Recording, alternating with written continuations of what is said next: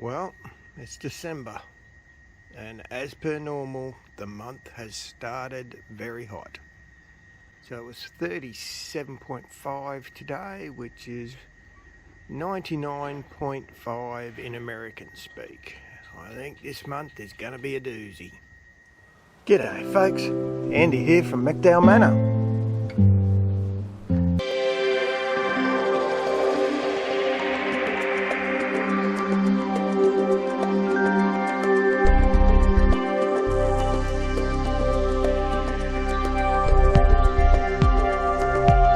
So I noticed the flow rate in the aquaponics bed was terrible, which always means it needs a good clean out. So the way I do that, join that outlet pipe, which normally runs through down into a big filter pad and into my fish tank, I join it to another piece, dodgy joint I know, that I use then to water pots or just let it drain away, whichever the case may be. So despite all that work on the aquaponics grow bed, it's not draining properly up one end, up this end, the far end where the water comes in. So I'll get Uncle Marky from Eaton's Hill over. He's got a big crowbar and we'll raise this end by a paver. Well, it's the 14th of December and summer has certainly arrived. You can see things starting to wilt. It's 37.9 degrees today, which in American speak is just over 100. So it's not, we haven't hit our 40-degree days yet, thank goodness. But it's certainly too hot to be out there working in the middle of the day. For the first time, we've had a relatively dry week. Up until now, we've had a lot of unseasonal rain, flooding in other states. Thankfully, not us for a change. But yeah, we're summer. We're in summer now, and so it was awfully slow getting here, but it's here with a vengeance. And some not great news. I only ended up with one bird out of that last hatch. That's him up the top, or her. The other one, what I was just showing you before, is where a bloody rat chewed its way through the wood of the cage, got inside and killed one. Fantastic, eh? I've worked out as well, the reason my hatches have been going so bloody poorly is the incubator's running over temperature. So I've temperature probed that.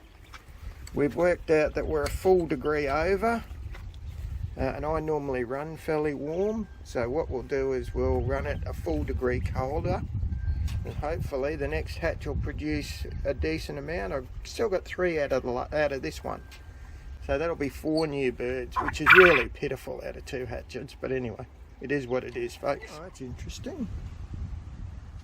Got a couple of ruby grapefruits on. Oh, Rosie will be wrapped in that. She loves them. Got a couple of limes on as well. She's in flower and there's limes on. Now, I did know that I had lemonades on. That was clear to me. I hadn't noticed the lemons, so that's good. Bloody ripper, hey? Unexpected win. Oh, looks like she needs a few minerals. That's those yellow leaves. Tell me we need something. So I'll dose that up with trace elements, I think. That's the Fijar, or pineapple guava. I'm disappointed I can't see any flowers on it. Fruit on it, and it did flower. It had a great flowering run, so I'm not sure what's gone wrong there.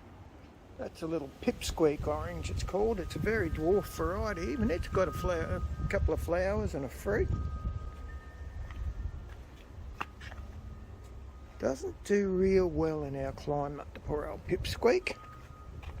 So the finger limes are still holding, that's them there.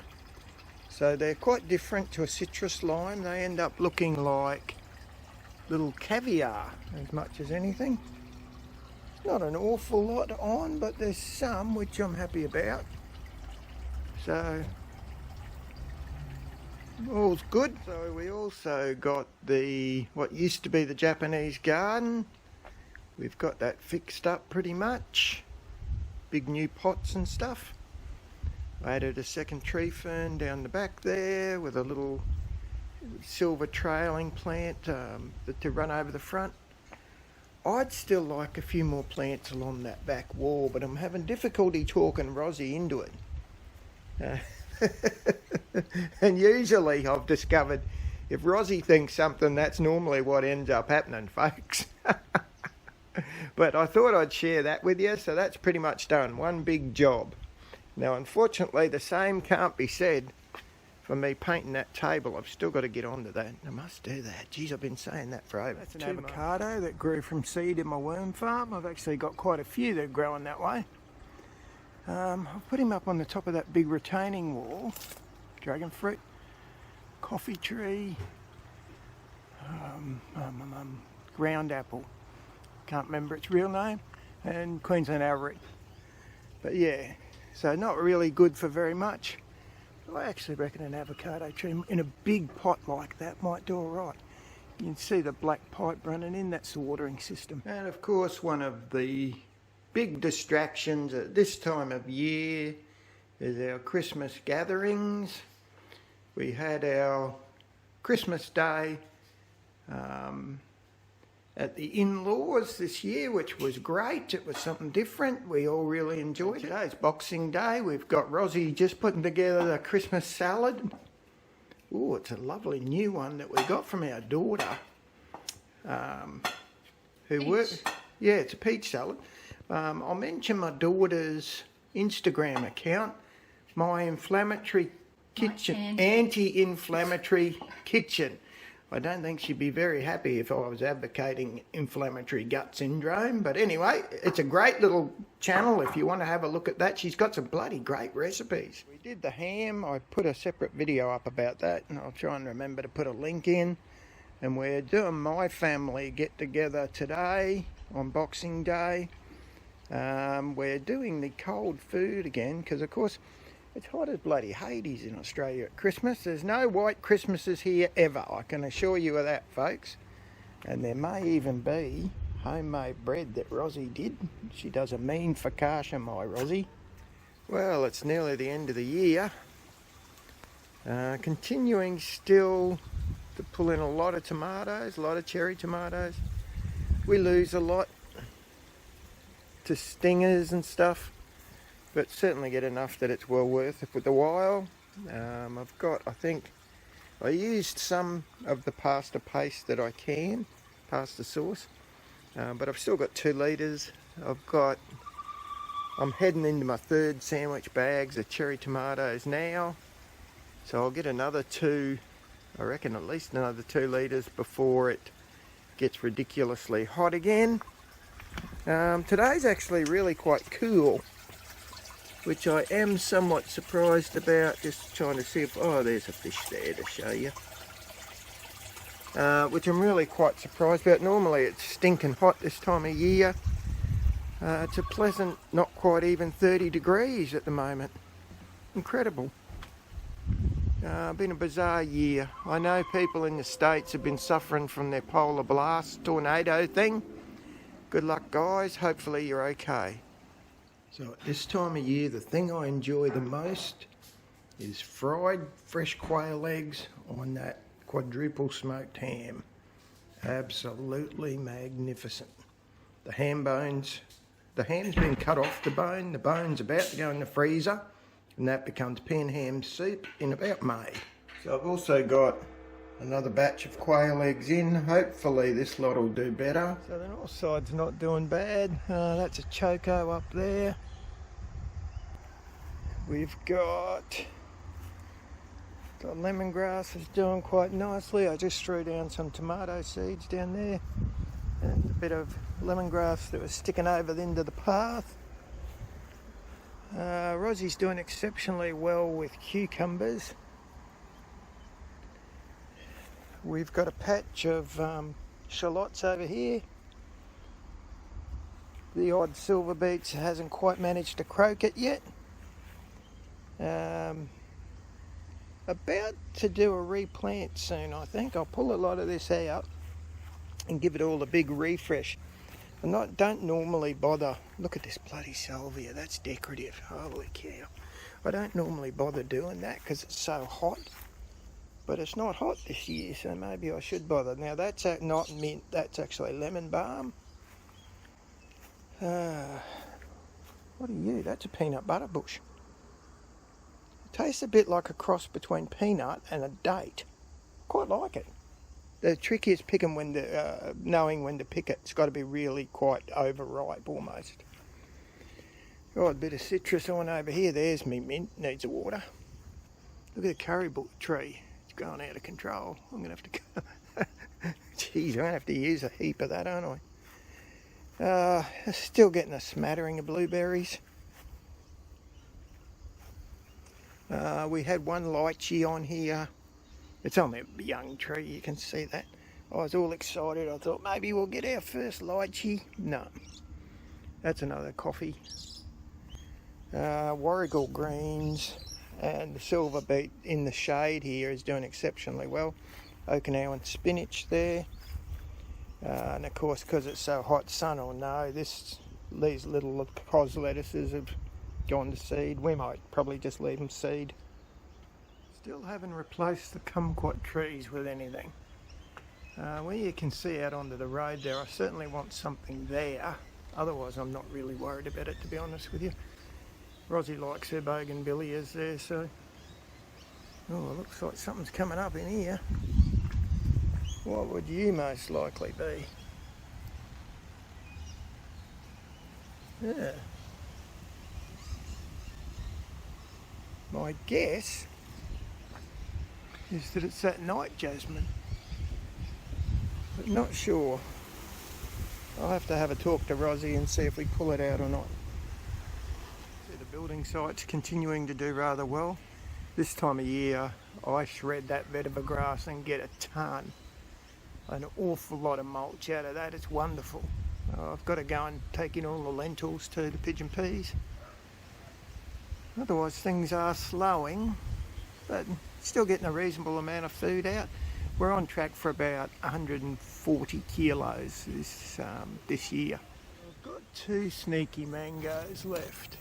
That one behind the... in about... where's my finger gone? Bloody leaf. There. Luckily they're on the back side of the tree, so you can't actually see them from the road, because all the ones on the front side get stolen. Which, yeah, is annoying, but I don't really care. You know, I knew I was going to lose a heap when I put it on the footpath in the first place. That was all part of the fun. Moringa. I thought I'd killed that poor old moringa, but he's coming back quite nicely. You can see I cut him back real hard.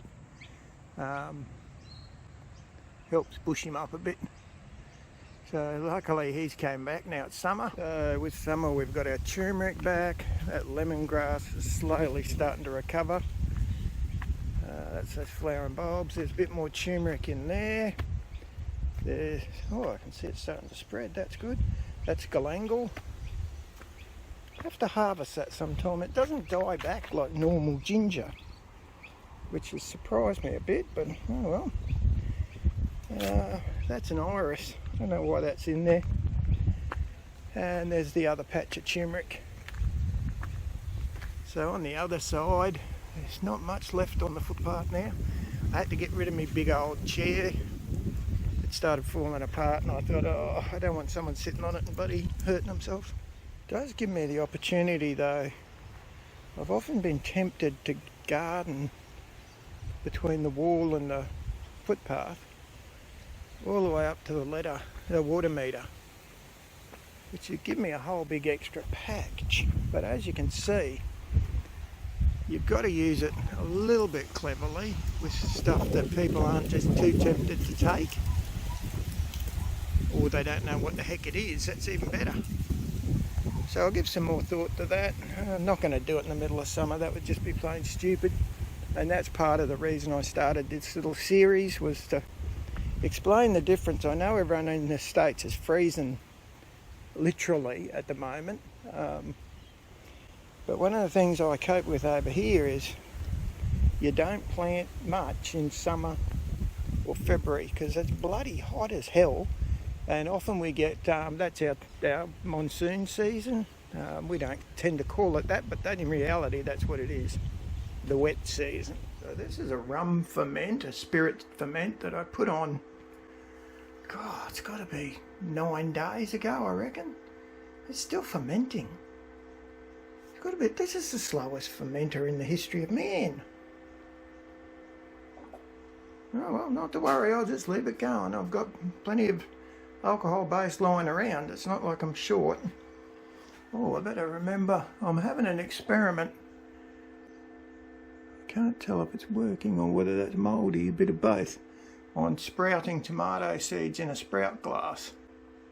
Not terribly successful, but that's because I got told I couldn't keep my bloody silly jar in the kitchen, so I keep forgetting about it. It's definitely sprouted. Yeah, that's good. I'll give them a couple of more days and then I'll plant some of them out. Now, I'm often asked when people find out I've got native bees, they say, "Oh, is that the native bee house?" No, this sort of thing works perfectly well as a solitary insect hotel. Think of it that way. You're never going to get an Australian beehive move into anything remotely like this.